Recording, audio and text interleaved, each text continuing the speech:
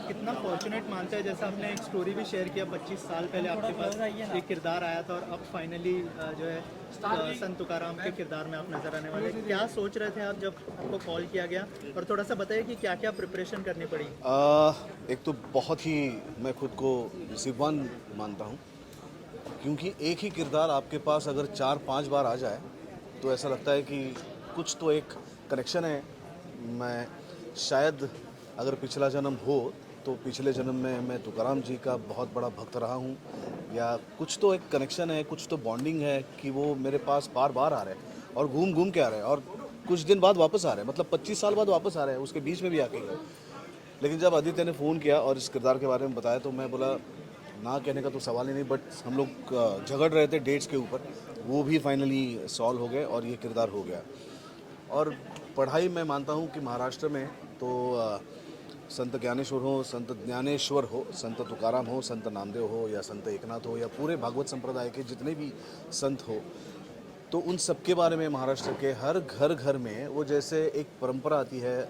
हमारे घर में जैसे दिवाली आती है, जैसे दशहरा आता है, होली आती है, वैसे ये संत भी हमारे घर में आते हैं, तो हम उनको सेलिब्रेट करते हैं। जो वारी इतने सालों से पंढरपुर जा रही है, चाहे वो तुकाराम महाराज जी की हो, ज्ञानेश्वर महाराज जी की हो, तो ये परंपरा ज्ञानेश्वर महाराज जी के बाद नहीं शुरू हुई। ऐसा कहते हैं कि ये हजारों साल की परंपरा है, और जिसको ज्ञानेश्वर जुड़े, जिसको तुकाराम महाराज जुड़े जिस परंपरा से, और आज भी लाखों की तादाद में लोग जा रहे हैं पंढरपुर। कल ही आषाढ़ी एकादशी थी और लगभग 20 लाख लोग पंढरपुर गए थे, तो इतने लोग बिन बुलाए जाते हैं। तो ये जो भक्ति की परंपरा महाराष्ट्र में है तो वो हर घर में है। ज्ञानेश्वर तुकाराम इनका नाम हर घर के डीएनए में है, तो महाराष्ट्र के बच्चों को या महाराष्ट्र में उनके बारे में समझाने की ज़रूरत नहीं पड़ती। और अगर समझाना ही है तो वो घर से ही कोई दादा या कोई बाबा या कोई काका वो समझाता है, या वारी अपने आप समझाती है। ज़रूरत है कि महाराष्ट्र के बाहर के लोगों को भी तुकाराम महाराज के बारे में ज्ञात हो, उनकी परंपरा के बारे में, उनकी कविताओं के बारे में, उनके अभंग के बारे में, उनकी पूरी लाइफ की जर्नी के बारे में, उनके अध्यात्म के बारे में, उनके भक्ति के बारे में ज्ञात हो। तो इसलिए ये बहुत ही महत्वपूर्ण है कि संत तुकाराम महाराज के ऊपर हिंदी में फिल्म बनाई जा रही है, और वो अभी 18 जुलाई को पूरे भारतवर्ष में रिलीज़ हो रही है। सर, उनके लाइफ की कोई एक ऐसी चीज़ जो आप अपनी लाइफ में इम्प्लीमेंट करना चाहेंगे? वैसे तो बहुत सारी चीज़ें हैं। मन की शुद्धता जो सबसे इम्पॉर्टेंट है, प्रेम जो सभी के प्रति है, और विश्वास भरोसा जो अपने भगवान के ऊपर है। शीना मैम, कैसा एक्सपीरियंस रहा? सुबोध सर थे, आदित्य सर के साथ कैसा एक्सपीरियंस रहा? और किरदार जो आपने निभाया है, हमने देखा अभी ट्रेलर में, क्या क्या प्रिपरेशन करनी पड़ी?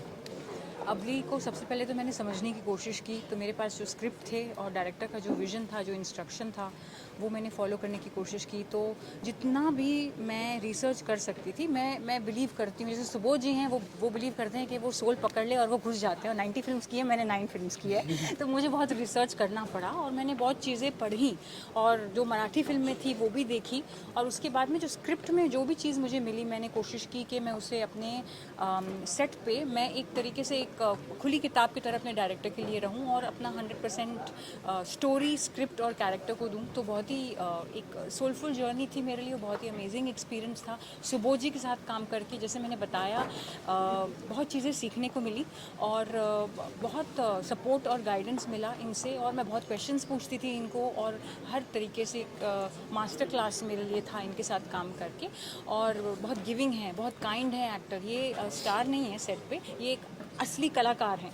तो वो मुझे एक एक्सपीरियंस मिला कि कैसे अपने आर्ट को डेडिकेटेडली, कमिटेडली आप 100% जब देते हैं तो सब चीज़ें भूल के बस कैरेक्टर में कैसे घुस जाना है और उसे कैसे क्रिएट करना है, ये चीज़ें मेरे लिए बहुत इम्पॉर्टेंट थी। और अब बस अवली, नई अवली जो आप देखेंगे, अभी आप बताइएगा कि कैसे लगी। शिवा सर, क्या कहना चाहेंगे? जैसे शीना मैम ने कहा कि जब सुबोध सर सामने होते हैं तो मतलब एक अलग ही मज़ा आता है एज एन एक्टर। थोड़ा सा बताइए कैसा लर्निंग एक्सपीरियंस था सुबोध सर के साथ, शीना मैम के साथ? देखिए, मैं तो जैसे मैं कि इसमें मम्मा जी का रोल प्ले कर रहा हूँ, तो मेरे ज़्यादातर सीन सुबोध दादा और शिशिर सर के साथ थे। तो मैं बहुत ही सामान्य अभिनेता हूँ, और जब सुबोध दादा जैसे एक्टर आपके सामने हों तो एक कहावत है ना कि धूल को अगर हवा का साथ मिल जाए तो आसमान में छू जाती है, आसमान में उड़ जाती है। तो वही है कि हम धूल हैं, और सुबोध दादा जैसे इतने बड़े एक्टर का साथ मिल गया तो हम भी थोड़ा सा आसमान की सैर कर लिए। तो अच्छा अनुभव था, सभी के साथ काम करने का बहुत अच्छा अनुभव था। सर इतनी बड़ी बात कही है, क्या कहना चाहेंगे और ऑडियंस को क्या अपील करना चाहेंगे सर फिल्म के बारे में? ये दोनों ही बहुत ही खूबसूरत कलाकार हैं, शिवा और शीना दोनों ही। और जैसा मैंने कहा कि पूरे भारतवर्ष के लोगों ने आके इस फिल्म को बनाया, भारत के एक बहुत बड़े संत के ऊपर जिनका नाम है संत तुकाराम महाराज। तो आप भी भारत के लोग हैं, भक्ति में विश्वास रखने वाले लोग हैं, अध्यात्म पे विश्वास रखने वाले लोग हैं, अपने धर्म पे विश्वास रखने वाले लोग हैं। मुझे यकीन है कि आप 18 जुलाई को ज़रूर थिएटर में जाओगे, अपने परिवार को साथ लेके जाओगे, दोस्तों को साथ लेके जाओगे और इस फिल्म का आनंद उठाओगे और भक्ति रस में तल्लीन हो जाओगे। Thank you so much and all the best. पहले संत तुकाराम की कहानी बहुत बड़ी कहानी है, पूरे देश में लोग इंस्पायर होते हैं उनसे। सर कैसे आपके जहन में आया, उसके बारे में कुछ बताइए, और आपके लिए एज अ डायरेक्टर कितना बड़ा चैलेंज था ये स्टोरी को स्क्रीन पे उतारना? हाँ, देखिए संत तुकाराम महाराज की कहानी पे ये प्रोड्यूसर साहब का आइडिया था कि संत तुकाराम महाराज के ऊपर आप एक फिल्म बनाइए, और उन्होंने मुझे अप्रोच किया मेरी पिछली फिल्म को देखकर। उसके बाद कोविड का समय आ गया, तो कोविड के समय में मुझे रिसर्च करने का मौका मिला। तो जब मैंने फिल्म के ऊपर रिसर्च किया तब मैंने पाया कि इतने महान व्यक्तित्व, इतना महान संत, और मैं खुद भी अवाक रह गया कि इनके ऊपर क्यों आज तक फिल्म नहीं बनी है। फिर मैंने कोविड में 2 साल 2.5 साल इनके ऊपर रिसर्च किया, और कोविड के बाद हम लोगों ने 2022 के बाद हमने इस फिल्म पे काम करना स्टार्ट किया, और 2023 से हमने इस फिल्म की शूटिंग वगैरह स्टार्ट की। तो ये बेसिकली आइडिया, लेकिन जो बात मैं ये कहना चाहता हूँ कि हमारे भारत की संस्कृति और हमारे भारत के इतिहास में इतने सारे लोग हैं, इतने सारे संत हैं, संत परंपराएं हैं, हमारी संस्कृति इतनी विशाल और इतनी रिच है कि हमको बहुत ज़्यादा कहानियाँ और ये सब ढूंढने की उतनी ज़्यादा ज़रूरत नहीं है। और चैलेंजिंग तो रहता ही है, चैलेंजिंग तो इसलिए है क्योंकि भाई आपको ऐतिहासिक तथ्य दिखाने पड़ते हैं, उसके बाद आपको भावना पकड़नी पड़ती है कि किसी एक महान व्यक्ति की भावना क्या थी, उनका संदेश क्या था, उनके जीवन का प्रयोजन क्या था, वो किस लिए उन्होंने ये सारी बातें करी।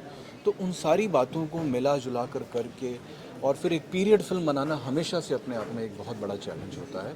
तो सबकी कोऑपरेशन की वजह से ही मैं ये फिल्म बना पाया, और आज आप सब लोगों के सामने 2 हफ्ते में फिल्म आ जाएगी। सुबोध सर के साथ और दूसरी स्टार कास्ट के साथ, शिशिर सर के साथ कैसा एक्सपीरियंस? देखिए शिशिर सर तो बहुत सीनियर हैं, लेकिन कभी मुझे ऐसा लगा नहीं, और Subodh sir I think is one of the finest actors in India. तो मुझे बहुत ज़्यादा ना एक्टिंग के लिहाज से उन लोगों को बताना नहीं पड़ता था कि क्या करिए कैसे करिए। वो एक बार स्क्रिप्ट पढ़ने के बाद वो लोग, बस मुझे ये था कि इन लोगों को मैं अपनी सही ढंग से दिखाऊं और इन लोगों को मैं मोटिवेट करूं। एक डायरेक्टर का बस एक ही काम होता है कि जो एक एक्टर का प्लस पॉइंट है उस प्लस पॉइंट को एनहांस करे, और अगर कोई उसके माइनस पॉइंट है तो उसको हाइड करे, और जो फिल्म की आत्मा और जो फिल्म का नैरेटिव और जो फिल्म की भावना है वो कहीं पे ख़राब ना हो। तो it was a wonderful experience. Thank you sir, thank you so much and all the best. Thank you. Some time ago, this Sant Tukaram movie was just an idea in my head, and today it has become a reality. And if that's possible, the credit for that goes to the entire team, beginning with director Aditya Om, the entire cast, Subodh ji and Sheena ji, and all the names that you see here. And Shiva also has played the lead role in Mamba ji, and many others have come. And also the entire music team, one of the very aspects of the movie that has been appreciated very much is the music, the very good songs, and all of you have heard it. The entire music team has come here, and many others who have helped in the making of this movie, and I would like to thank all of them, and also like to show my appreciation to Sunny Bakshi and his team for marketing this film, and also all the press and all of you have come here. Thanks very much.